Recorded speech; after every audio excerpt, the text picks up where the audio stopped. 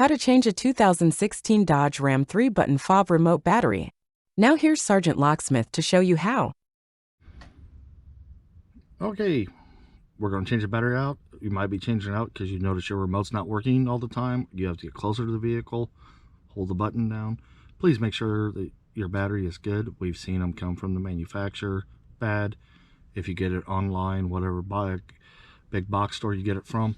That being said, right here is your emergency key release. If your key ring's attached, that's fine. We're not worried about that. So go ahead and let's release emergency blade. Once the blade comes out, you'll see this is right here is where the key blade went in. Right to the opposite side, there's a little hole, little indentation.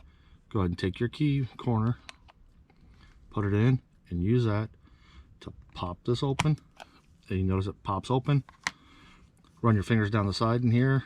I use my thumbnails to work in here because I don't want to break this. Go up the other side.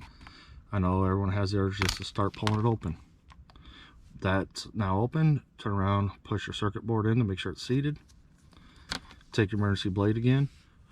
Put your finger right here on the spring because you want to hold the battery retainer in. Pop it up. Battery pops out. It's your CR2032. The back side is your positive here.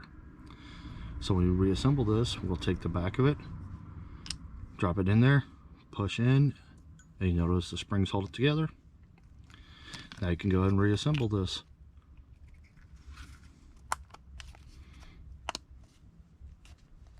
Hey, thanks again for watching.